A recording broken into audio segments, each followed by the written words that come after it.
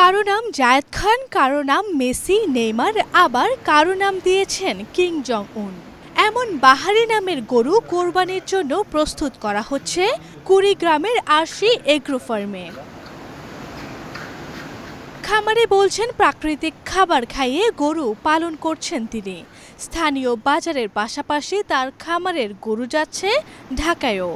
আমরা নিজেরা খাবার তৈরি করে খাওয়াই। এর খরচ দেখা যায় যে একটা গরুর পিছনে মাসিক প্রায় 10-12 হাজার টাকা পড়ে। সাইলেজ এবং ঘাস এবং দানাদার যেভাবে খরচ আছে এই অনুযায়ী আমরা সঠিক মূল্য পাচ্ছি না। এক একটা গরুর ওয়েট হবে 550 থেকে 650 কেজি, দাম 3 লাখের উপরে সব। জেলার চরাঞ্চল সহ বিভিন্ন এলাকায় কোরবানির জন্য গবাদি পশু প্রস্তুত করছেন প্রান্তিক খামারিরা। তারা বলছেন এবার গরু পালনে খরচ হয়েছে বেশি।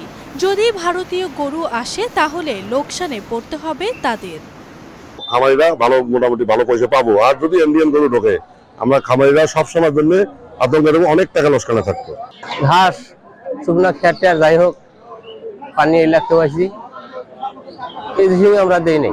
এদিকে গরু মোটা তাজাকরণে ঔষধ কিংবা কীটনাশক প্রয়োগ ঠেকাতে সচেতনতা বাড়ানোর পাশাপাশি খামারিদের নানা পরামর্শ দিচ্ছে স্থানীয় প্রাণী সম্পদ বিভাগ, যাতে অবৈধভাবে গরু মোটা তাজাকরণ করতে না পারে।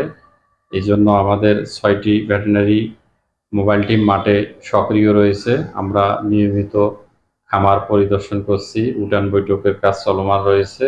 কুড়িগ্রামে এবছর কুরবানির জন্য 3,64,000 গবাদি পশু প্রস্তুত করা হচ্ছে। আরভি ইসলাম হিমু, এশিয়ান টেলিভিশন।